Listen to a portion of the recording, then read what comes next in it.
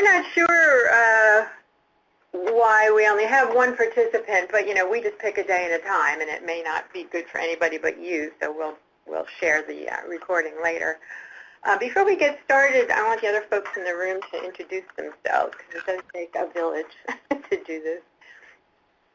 Alyssa, I'm Janet Harris, and I am your host today. I'm Shannon Pear, and I'll be showing you Proposal Central today. Hi, Alyssa. It's Charlene Henry. I'm staff assistant and just in here helping them out with the call. Well, and you've been her main point of contact so far. Now you can put a Thank you very much. And then Stella Jones had an appointment and couldn't be with us today, but she is Dr. Chin is trying to get on. Coordinator for this program. Oh, really? Mm-hmm. Oh, okay. So we have somebody trying to dial in the middle of the night from China. So we'll see how that goes.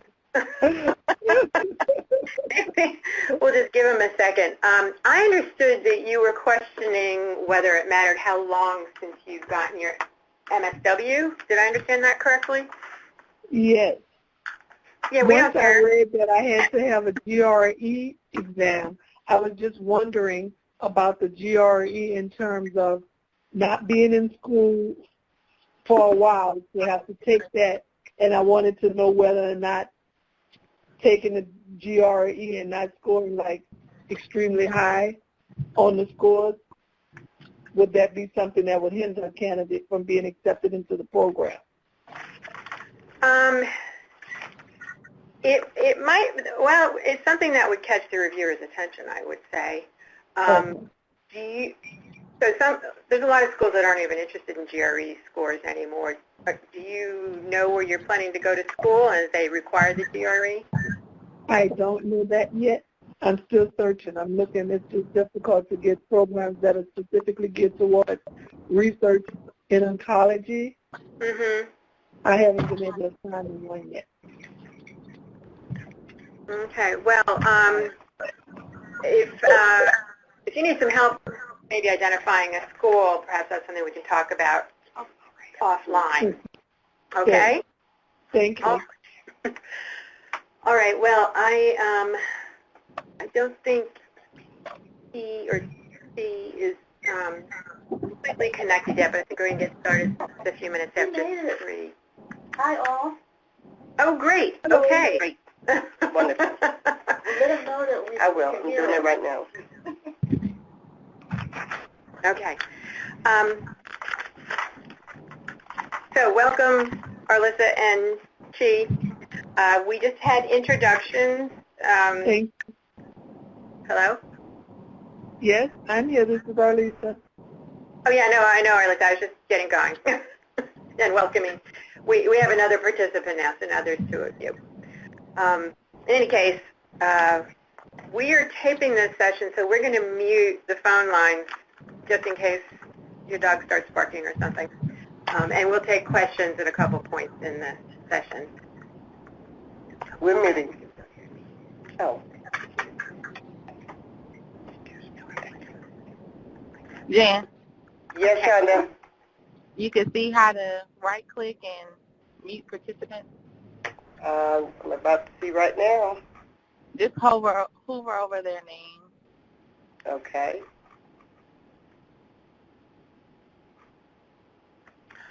So I would like to provide just a little bit of context for people who maybe are less familiar with the American Cancer Society. We've been in business since the mid-40s and have invested almost $5 billion in cancer-related research and training. And currently, we are still the nation's largest non-governmental, nonprofit agency that supports cancer research and training.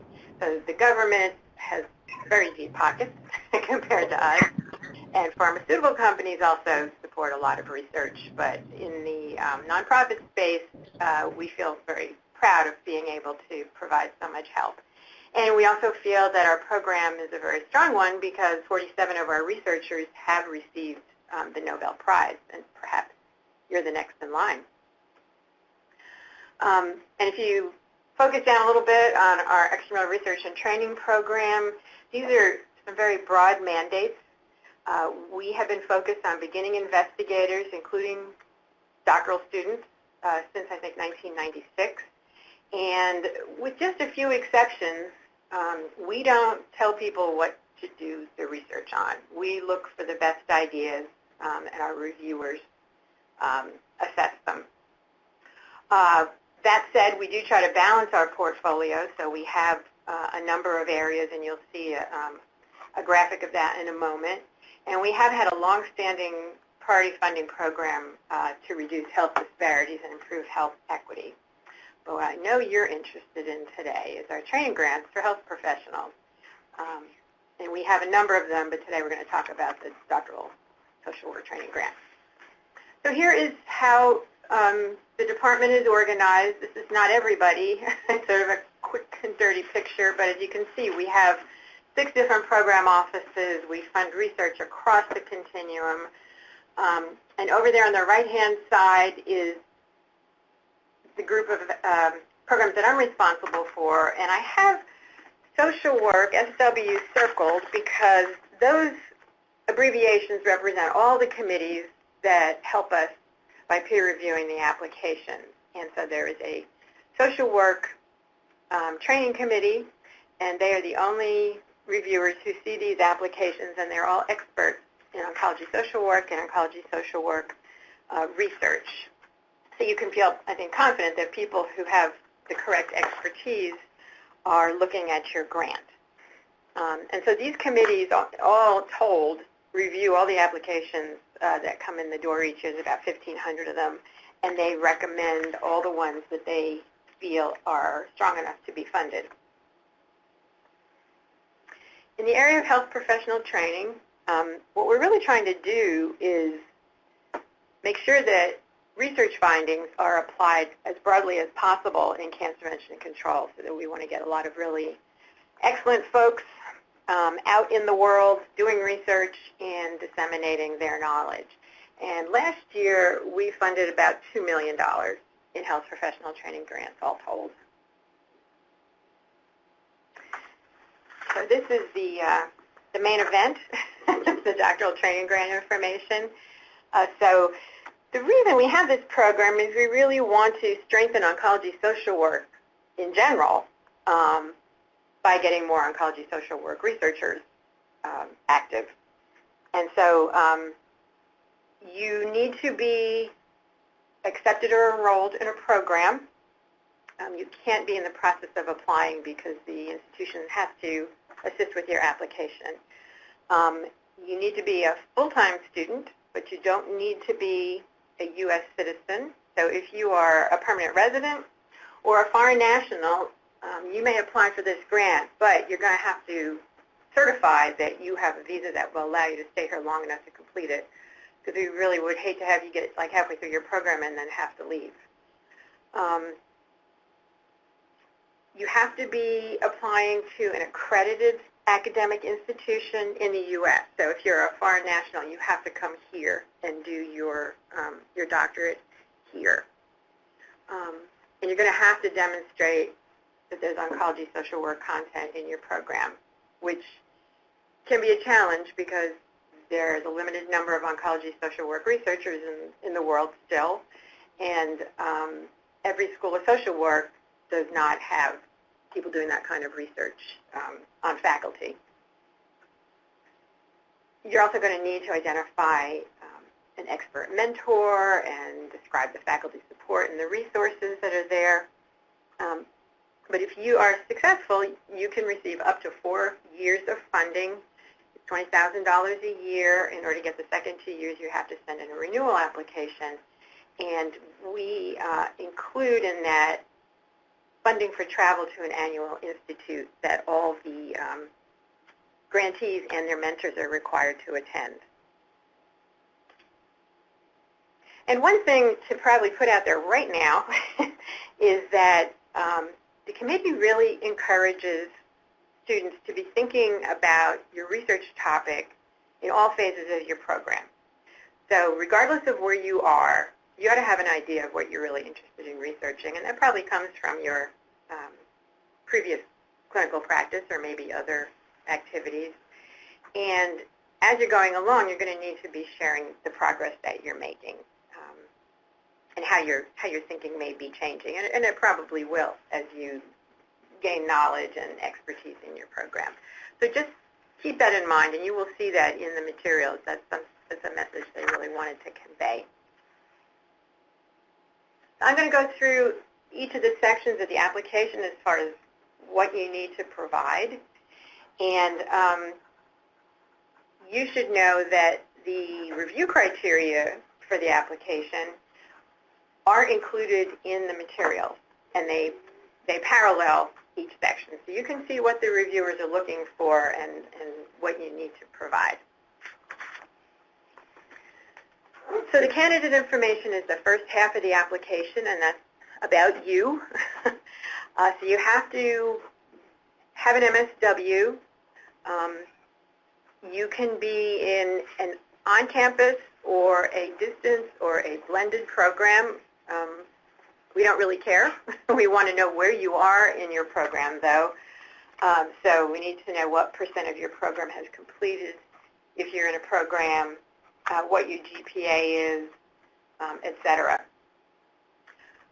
We ask for a CV in this program, and the things that the reviewers are going to be looking at is your education and training to date, including any continuing education that you've had, any certifications, professional certifications such as OSWC,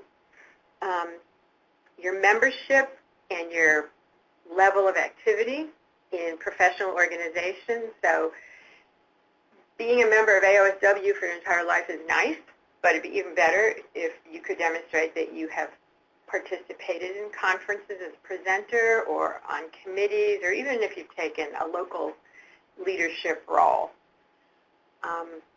And the same thing with volunteer activities. If your volunteer service has been related to oncology or oncology social work, that's something you would certainly want to share. All those things help to demonstrate your commitment to your career in oncology social work research. Ideally, you will have at least 1 year of experience in oncology social work or in cancer control or healthcare. And as I said, you will have relevant education. You may have had some research involvement. That helps to demonstrate your interest. And then, of course, your professional organizations and volunteer activities. We also ask for more information about you. So if you have made any professional contributions, such as presentations, posters at meetings, or regionally or locally in your work setting, if you've written anything or been an author, you should definitely include those. If you have had any professional or academic honors or awards, so if you received funding for your master's level training, or if you received Social Worker of the Year from your work or from AOSW, something like that, those are what we're looking for. It's very important that you convey to the reviewers what your professional goals are, and that you've been thoughtful about lining them up, I guess. They should really show sort of where you've come from and where you want to go, and perhaps why you're going there. So as an example, lots of times folks will talk about what they experienced dealing with certain patients or a family member that meant they had an exposure to cancer in their life, or a friend or something like that.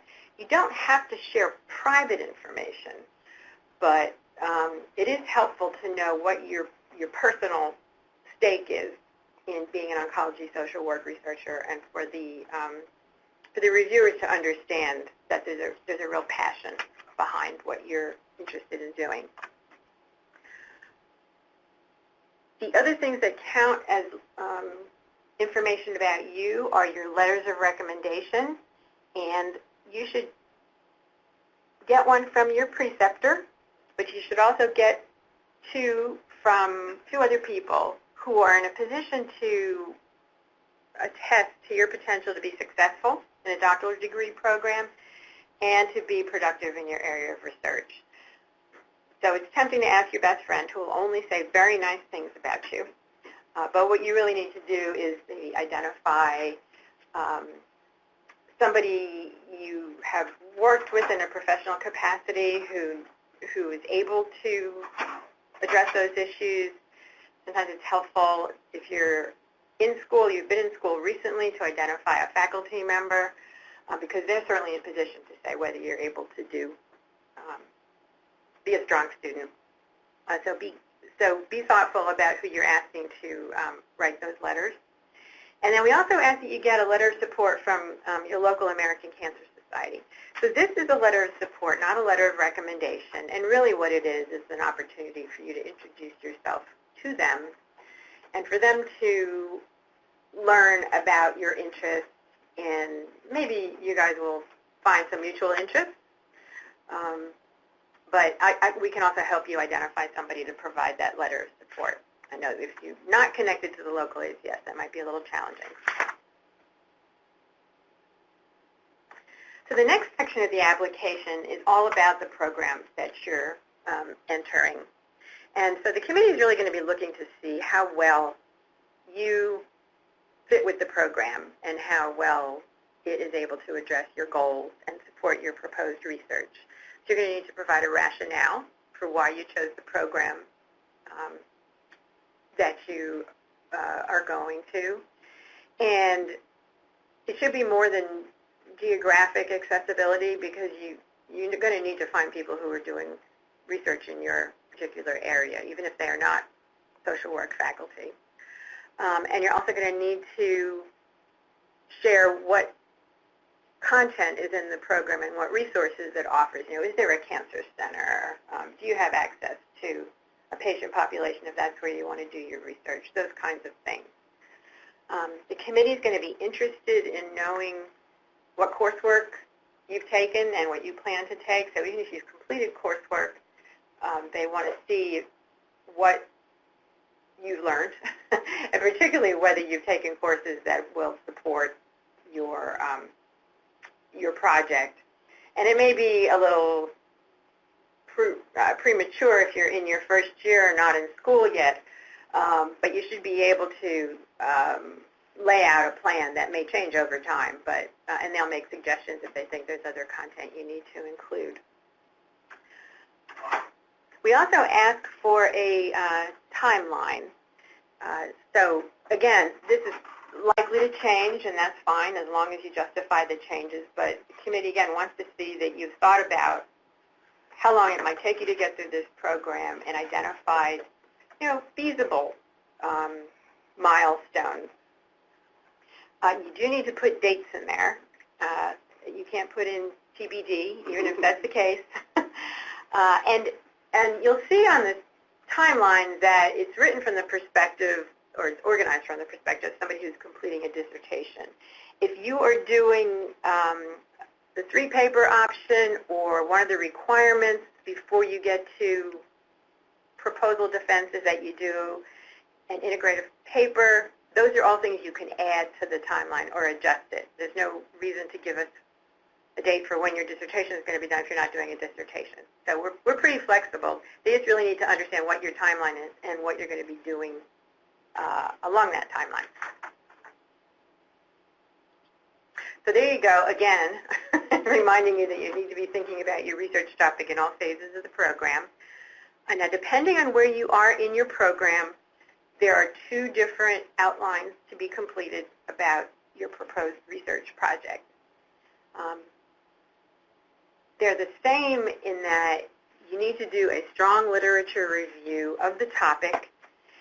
You need to, make sure that you're quoting recent, your references are all recent, that you're able to identify what is not known in the field, anything that is not clear because there's evidence on both sides, and really how you anticipate your research is going to fill that gap. So it really needs to be not just a literature review, but an analysis of the existing literature. So if you are early in your program, like in your first year or 2, and you haven't really gotten very close to putting together your dissertation proposal, you would fill out the simpler outline, which we call Part 1. And mainly what you need to do is identify your topic, its relevance to oncology social work, and then provide a critical literature review.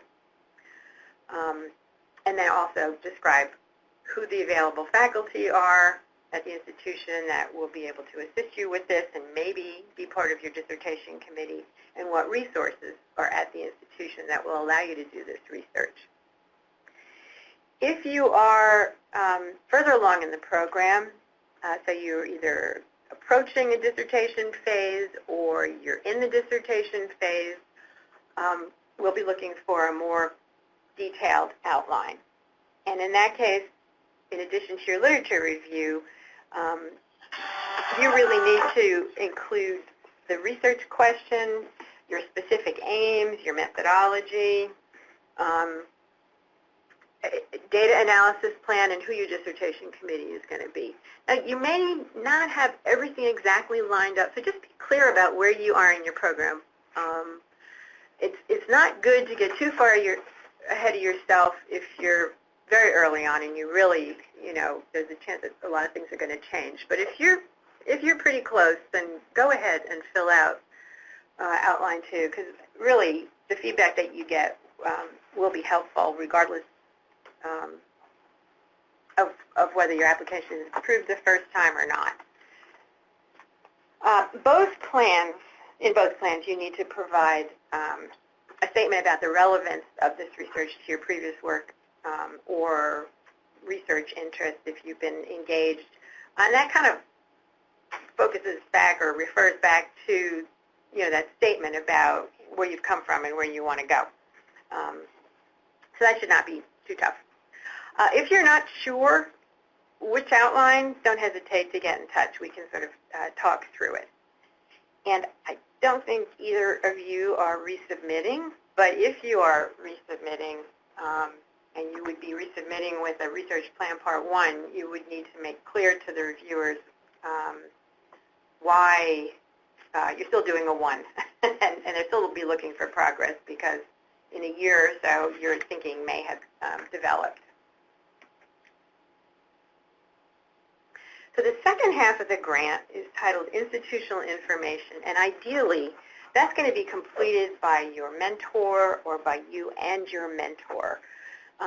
So we want the mentor to describe really the history and the reputation of the institution and the doctoral program, as well as describe the quality of the oncology social work research program or oncology psychosocial research program if there isn't a lot of oncology social work going on. And that includes the resources that would allow you to participate in educational and research activities that are relevant to your studies. We have requirements for the preceptor. It has to be a doctorally prepared social worker in the School of Social Work or at least in the institution. Ideally, it's somebody who would either be the dissertation chair or at least serve on the committee, be able to provide evidence that they've got good psychosocial oncology research experience, and that they have been had grant funding. And then we also asked the preceptor to describe their role in the program. So we really want to know what their track record is in assisting other students to achieve a PhD. So we asked for a representative list of previous students. We also asked how many other students might be getting supervised at the same time so that we know that your supervisor or your advisor is not stretched way too thin. Specifically, we want to know about research activities that relate to your project, and then we want a brief description of the preceptor's relationship to date with you. You will also be describing a training program. You and your mentor will be describing a training program and likely other faculty who might be involved. So sometimes people aren't clear what we mean about a training program, and really it's educational and research activities that are related to oncology social work. So a lot of that will likely be in the School of Social Work, but you may need to go outside the school to get some additional oncology content or research content.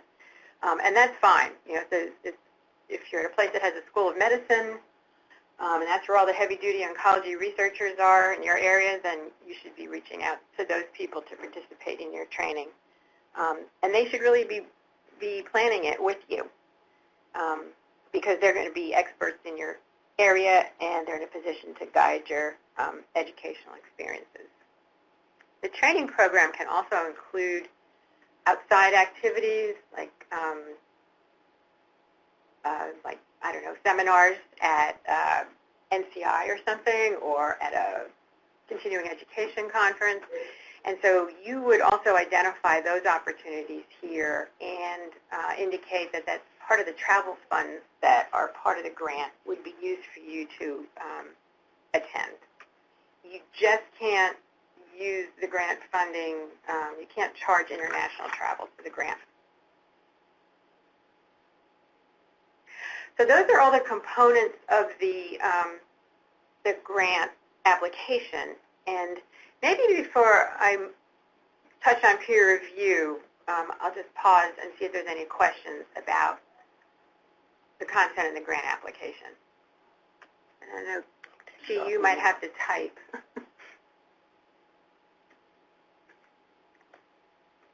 Lisa, any questions? Finish. Okay, hello? Yes. I can wait until you... I'm sorry, I talked over you. Did you have a question at this point? Okay, I can wait or I can ask now. No, you can ask now. That's what I'm saying.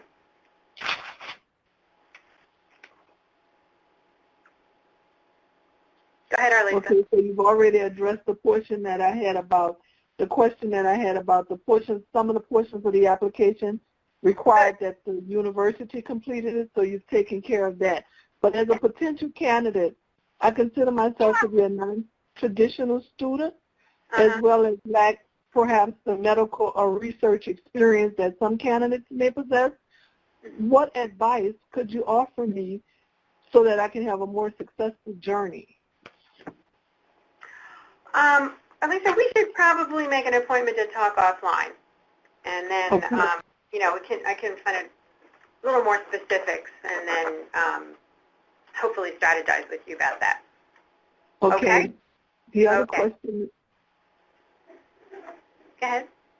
The general audience question on the application, it requires that it be made public. Does that mean that the CV and all of the information that we complete with the application, is that also public?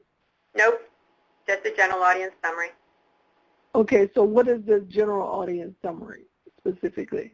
So the general audience summary is a description of your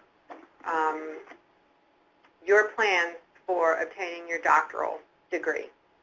Okay. So essentially you just need to maybe recapitulate some of the information in your personal statement about your past experience and why you want to get a doctoral degree and what you intend to do with it.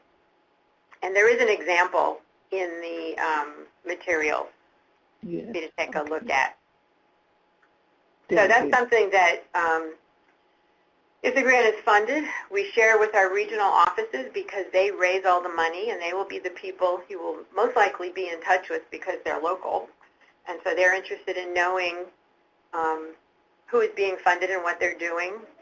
And if we have a donor who is interested in funding a particular grant or a few grants, we may send them that description, but it wouldn't have information about you necessarily, just your general audience summary. And that's as public as it goes. Okay, thank you. Sure. Okay, so when your grant comes into us in October, as I mentioned, it would be assigned to the social work peer review committee, but that committee is one of 20 that reviews applications for us, and everybody on those committees are volunteer experts in the field. So in the case of the Oncology Social Work Committee, we have doctoral and master's prepared reviewers because we have both kinds of applications being reviewed, but only the doctoral prepared reviewers will review the doctoral applications. Once a committee gets together, what they do is they essentially score the applications based on the reviews of the individual two reviewers, and they create a ranked list, and that constitutes the recommendations that are going on to council. So council will meet in March and will consider what all the committees recommended, and they have the fun job of deciding how to spend the budget, which never goes as far as we would like it to.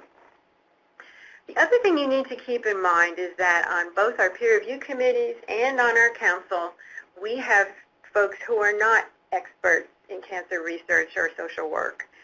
These are our stakeholders, and maybe you're familiar with some of the DoD programs or the NCI. A lot of, if not all, I would say, funding agencies have people on the committee who are interested in cancer because they either are a survivor, or they were a caregiver, or they just have a real interest in supporting ACS. They may be long-standing volunteers. These people are full voting members. They do not attempt to review or evaluate the science. That's the job of our expert reviewers, but they do have a say. And they're not dummies, because if you've had any exposure to cancer, you've learned more than you ever wanted to know. So just keep in mind that when you're writing your application, and particularly that general audience summary, and maybe your personal statement, that there are people who are not looking at this from the lens of a oncology social work researcher, but people who have maybe a broader and a different view. And the other thing to tell you is that your goal is to get either a high excellent or an outstanding score. So it's a really competitive process. I'm sure the people in the room are sick of me hearing saying it builds character, but it does. You should not be discouraged if you end up getting advised to revise and resubmit, because again, we're willing to help you. And this is the question everybody always wants to ask, and my answer is always, it's the wrong question. So it varies. We don't have a set-aside or a target number. It really depends on how many applications and how many good applications, and then how much money. So if you are interested in getting support for your doctoral education, then you should apply.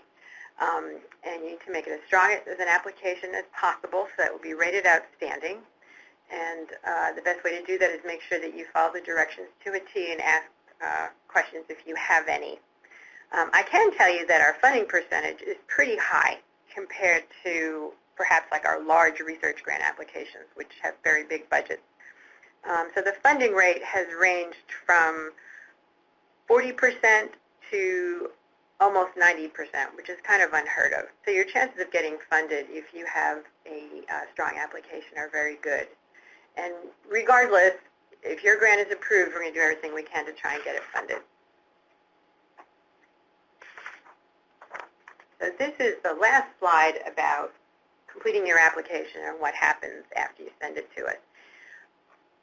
About a month after we complete all the peer review, you will get a letter that tells you where you stand. So it will tell you what your application was rated and whether it's likely to get funded, and encourage you to resubmit if it was not being recommended for funding. Along with that letter will come the critiques from the two reviewers, and so they will tell you where they felt the application was strong and where they see opportunities for you to address questions or concerns. And sometimes it's just a matter of something being left out or not clear. You know, they can't call you and ask you something, so it all has to be very very detailed and and understandable to somebody who doesn't know you. Everybody who applies gets feedback and also the opportunity to speak with me if you need to resubmit. But let's focus on getting funded first. Oh yes, here comes something floating up. You will also, if there's any particular comments that the committee wanted me to share, that will be in there, and then instructions for having a conversation. So we're going to go to Proposal Central now. If you haven't been there before, Shannon is actually going to get you into the system and walk you through the various screens and the process. And you should be aware that when you finish putting together your application, you're going to produce one document, and there is a sample of that document on cancer.org. If you haven't seen it, it's right below the policies and instructions. It's blank, but at least it shows you what your final product is going to be. So Shannon, I always say you're walking us through the site's key features and black holes. So. Okay. Is it showing up? Mm-hmm. It takes just a moment for us to switch over to the network here. Here we go. Okay, this is Shannon, and I'll walk you through Proposal Central. I'm going to kind of go a little bit fast, but of course, if you have any questions later on, you're free to give me a call or send me an email. So this is Proposal Central right here. If you haven't already, you'll want to go ahead and go to Proposal Central and create a profile. So I have created my profile, so now I'm looking at the various options, and here are grant opportunities. And so I'm going to filter by grant maker so I can see what kind of grant opportunities that the American Cancer Society has. And you'll see we have various ones. And let's see here. Here is the Doctoral Training Grant in Oncology Social Work. So you're going to want to click on Apply Now in order to start your application.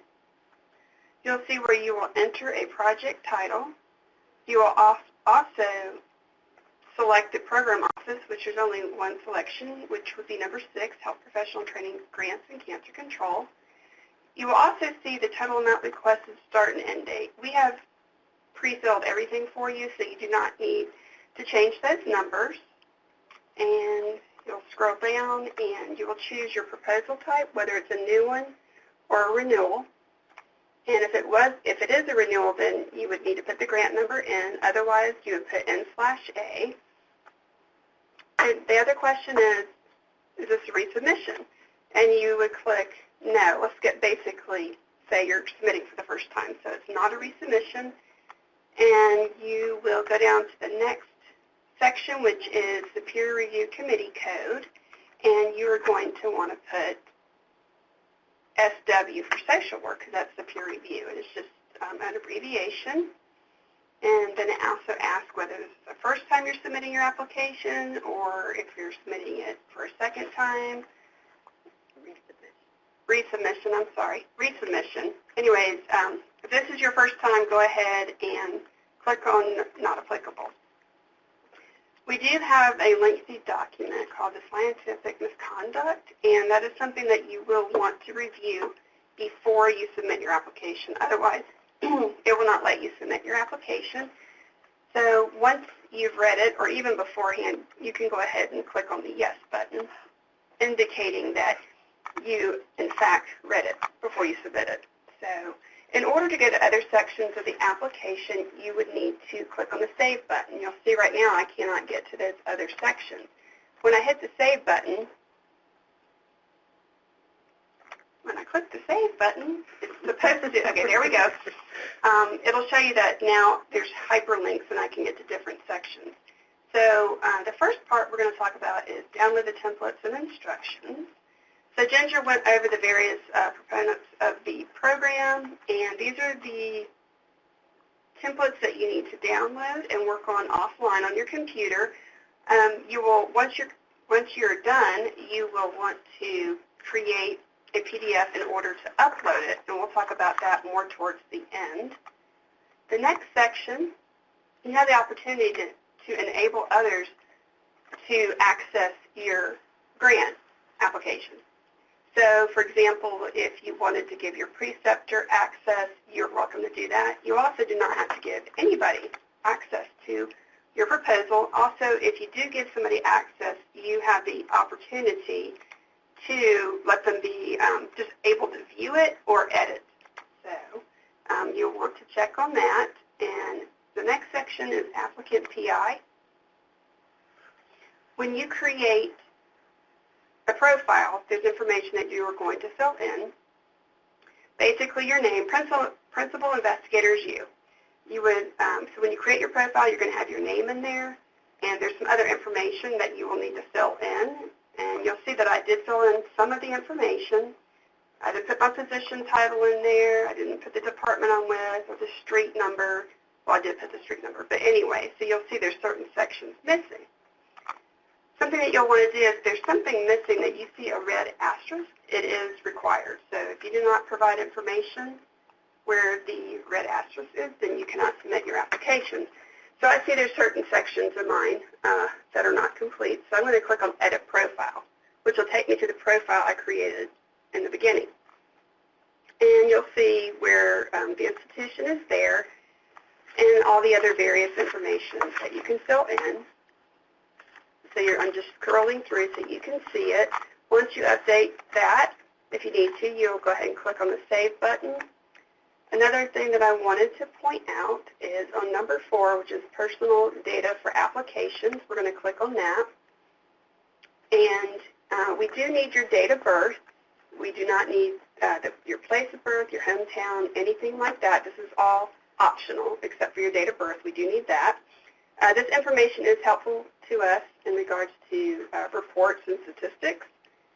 But again, you do not need to provide that information if you do not want to. And we'll scroll down. You do need to provide your citizenship status. That's one thing that you do need to. So basically, you know, are you a U.S. citizen, a non-U.S. citizen, a permanent resident, etc. We do ask the citizenship of what country. So you would want to select that country. So I'm selecting the United States. And I'm going to scroll down. You do not need to provide a visa type. Please do not put your social security number or your passport in there. This is information that we do not need. So once you've done that, go ahead and click on the Save button if you were to add something. In order to get back to the proposal, you'll want to look up here where it says Return to LOI Proposal. So you'll click on that. And that takes me back to my application. The next section is Institution and Contacts. Here we go. So there's information here, and I'm going to scroll down so you can see it. The signing official, program director, preceptor, and where to send the checks. So this information is populated from the institution that you select. However, there are times where you'll see that actually, you know, I need to change a couple things in there. So what you would need to do is contact your Office of Sponsored Programs in order to make updates. There are probably more than a few people who can be the signing official. There's also, you know, your program director, for example. I'm going to choose Ginger as my program director, and you will put in her email address, and then you do need to confirm it, and you click the Add button. And it shows the information for Ginger, and you see how the street address, city, and all of that information is filled out. Then you would click on the Save button, and it's going to add Ginger. So I click the Close window. And you will now see Ginger as my program director. So that's how you go ahead and put that information in, and for your preceptor. When it comes to sending checks, you'll have to speak with your Office of Sponsored Programs. We do not pay you directly. It goes to your institution and also the signing official. So there's a possibility that you will need to get in touch with your Office of Sponsored Programs. I suggest you do it sooner than later so you can make sure all the correct information gets in there. The next section is Letters of Recommendation. You will see the minimum number of responses is 3, and the maximum that are allowed are 4. So if you have somebody that you would like to give you a reference, you would select that person. I'm going to go ahead and put myself in there. And you would click the Add button. And so it has some information in there, and I'm going to click on Send Email. So it's going to send me an email that will give me a link to where I can work on the letter and then upload it to your application or to my application. And so you'll see here that you see the date that it was sent, which is today. You'll see that I haven't started that letter of recommendation. So let's just say it gets a little closer to the deadline and you haven't heard from them. You could resend the email to them by just clicking on that. And then you just, let's see, it should just automatically send it to them. The next section, I do want to also let you know that for letters of recommendation, those are required. If you do not have the letters of recommendation uploaded, you cannot submit your application. So it's always good to ask your recommenders early to provide a letter. And you also might want to ask them to do it before the deadline date. A lot of times people get really busy and sometimes it happens at the last minute. So you'll want to try to do that. The next section is the general audience summary and project coding and the technical abstract. Ginger went over these briefly. I'm going to go ahead and let her go ahead and discuss the general audience summary, the technical abstract, and project coding. Okay, I'm not going to say much more about the general audience summary because I did touch on that, and there are instructions and an example in the materials. But as Shannon mentioned, well, before I even get there, there is a second abstract. And if you are a student who is submitting Research Plan Part 2, so that's for somebody who is close to dissertation proposal defense, you will need to submit a structured technical abstract. And again, there's instructions for that. If you are not submitting one, since it's required, you see that little red asterisk, you have to put it not applicable there. We also have a couple of questions that allow us to respond to our donors and the public. There's a lot of interest in the amount of childhood and adolescent cancer we fund. So if your population of interest, your area of research interest is in childhood or adolescent cancer, then please enter 100% here. If you're doing a study that half involves adults and half involves children, you put in 50. And if it involves children not at all, it would be a 0. And again, that's just for our own information to be able to share outside the building. We also collaborate with an international consortium. And what you can see in that window is part of a list that is completely printed out in the application instructions, and we ask that you select one or more areas of research and what % of your project relates to that. So if it's, I don't know, you're not likely to be, I mean, survivorship perhaps might be an area. Yeah, there you go, patient care and survivorship. But there's 7 different categories with multiple subcategories and some examples. And the way this information is used is this International Consortium is really interested in being able to track trends and particularly gaps in cancer research funding globally, and that's why we have this here. It also helps us, too, to know what our portfolio includes. In the same way, we'd like to know if your research focuses on a particular cancer site or sites. So you, if you're working with breast cancer patients, you might pick breast. And if you're working with a variety of diagnoses and not one particular one, you might click non-site specific cancer. So we rely on you to tell us what area you're working in, and just make sure that everything adds up to 100%. Okay, great. Thanks, Ginger. One section I did want to go back up to just to make sure when you are answering the childhood and adolescent cancers question, please make sure that you just put the number. Do not put the % or do not put 0.5. You'll see the instructions right here. So if you could just do that, that would be great. We would appreciate that. It helps our information come in easier. So the next section is assurances and certification. And it does ask if your project involves human subjects and then also vertebrate animals. So let's just say your project does involve human subjects. In general, IRBs at the universities will not look at your research plan and application until you have been approved and awarded the grant. So what you would need to do is click on the pending date. Now there is a possibility that you don't know the pending date, so just pick a future date, and if you are funded, you'll receive an activation form where you provide more information, and it also asks you for the IRB information as well. So that's what you would want to do there, just pick a date. And you would click the Save button, and I'm not going to have any vertebrate animals, so, and it's not applicable. Thank God. And then we click Save. And once that section is done, proposal attachments. So you'll remember in number 2, download templates.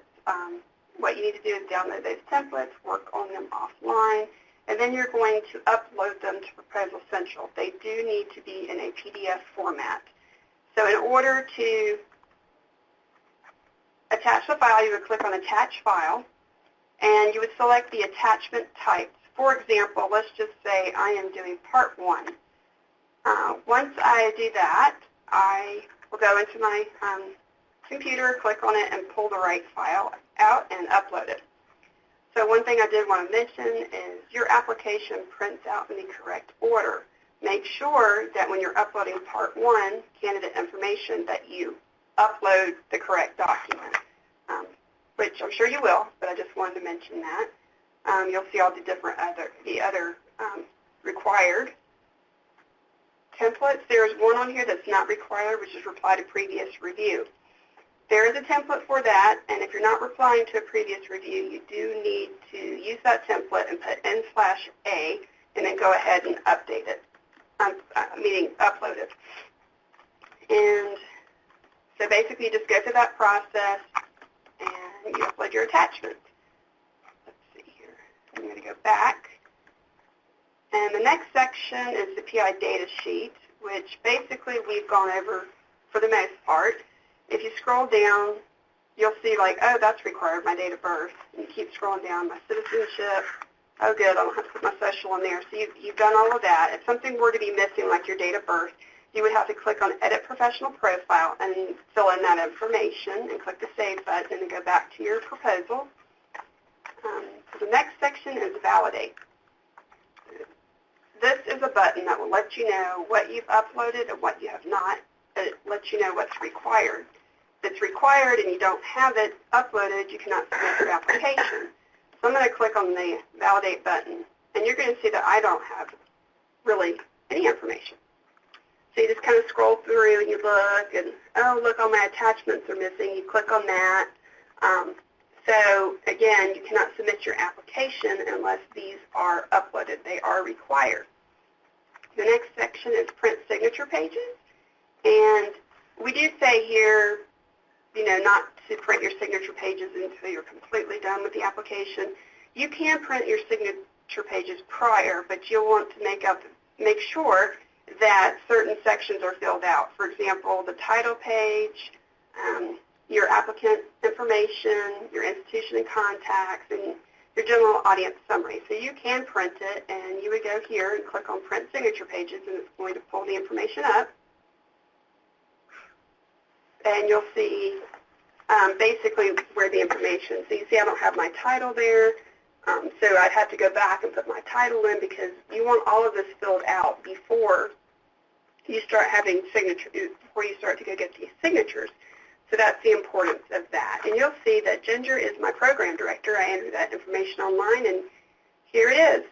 Okay, so the other thing I wanted to show you is when you're ready to print out your application, you're going to print application with attachments. Print signature pages with attachments. And that'll all print out in the correct order. So please do not change the papers around. move them in different sections. This does print out in the correct order that we need it in. And the final thing that you do is you submit your application. And you would click on the submit button, and you do get email notification verification that you did submit your application. So I'm going to go submit my application. Oh, it won't let me because there's so much information that's required that I did not put into the system, so I can't submit my application. You will see also, if you scroll down, you'll see letters of recommendation. So my recommenders did not upload their letter, which means I can't submit. So again, it's very important to get in touch with your recommenders and go ahead and have them start working on the application letter. So that pretty much covers Proposal Central. Again, I know it's a lot of information, so you're free to contact me anytime. I'm here to help you. You can email me or give me a telephone call. And I'm going to give it back to Ginger in just one moment. So while Shannon is returning control to me, I love control, I just wanted to mention a couple of things. The application is set up from the perspective of where you will do your doctoral training. So when it says applicant's current institution, that is not your place of work. It is where you're going to be doing your degree. The other thing for you to know is that the forms are mostly in a portrait orientation, but there are a couple, like the timeline, that are landscaped. And oftentimes, those formatting marks will get deleted, and then everything ends up in portrait, which really squishes up your timeline. So if you're having trouble with the formatting, let us know. You are welcome to change the spacing. So if you have a lot of, CEs that you want to share with us, but not so much as far as presentations, then you can adjust that as needed. Just make sure that everything is complete, because Stella will be processing the applications and making sure everything is there, signatures, attachments, etc. And if they're not there, she'll be contacting you, and that just slows the process down. So you want to make sure that everything is in place. And I had a slide or two to show. Is there? I don't seem to have access to my slides again. Okay, I'll make you back a presenter. Oh, thank you.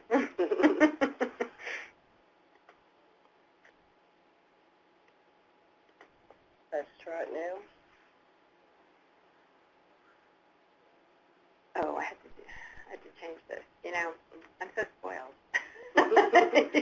There you go. I'm sorry, I'm old. All right, so a lot of this we've mentioned already, but you're going to go to cancer.org/research, and there's a new big button that says Apply for a Grant. So it's a lot easier to find the materials, get in touch with us if you have any questions, and talk to people who've actually gone through the process. So none of us in this room have ever applied for a doctoral training grant, and so we're here to help, but it's always good to have the perspective and advice from people who have gone through the process. And if you have gone to Proposal Central before and saved the URL, it has changed. They dropped the Ultim part, which is the company that owns them. So your link is going to stop working if you don't use the most current one. Here's the contact information, Shannon's contact information, Stella's contact information. The people at Proposal Central can be really helpful, and if you're having trouble with the website, please get in touch with them, because we can't fix it, and we won't be in a position to describe what the problem is. And sometimes things happen. So we will be making the webinar recording, including the slide deck available. If you would like to, I'd appreciate it if you would just tap in the chat box where you heard about the program and about the webinar, because it always helps us to improve our publicity. You want me to unmute?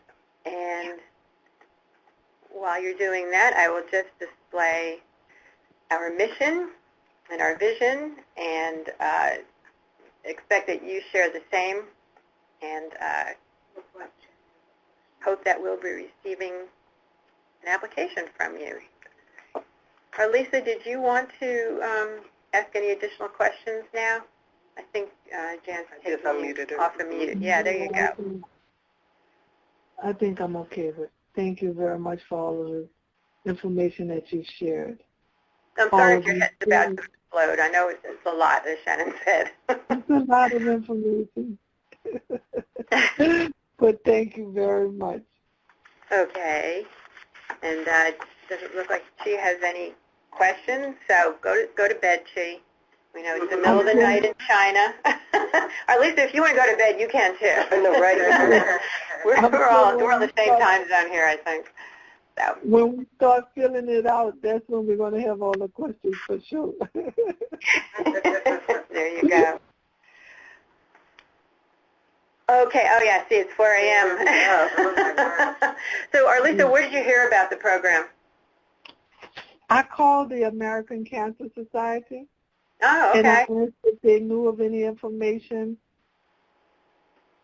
for anyone to go to school, and I called several different places, and then they told me about this.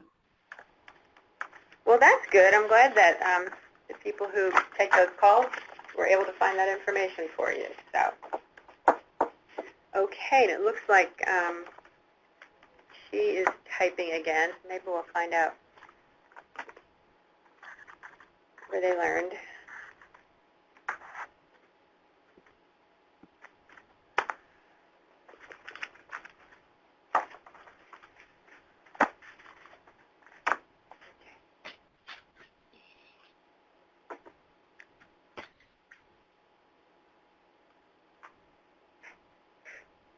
The suspense is killing me.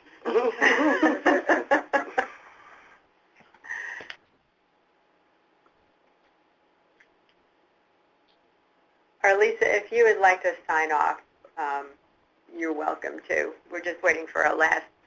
Oh, there we go. Thank you. Somebody said, okay. Have a good afternoon. Your information, telephone number or email address wasn't listed? Shannon and Stella's were, and there you go. And it would, I mean, the information's all on cancer.org too. Okay, I have it. Thank you. I have that already. Okay, great. Thanks. They'll get to me if need be. Oh, okay. All right, thanks. Okay. All right, I think we're going to all sign off now. Okay. Thank you very much. Enter. All right. Goodbye. Gee, take care.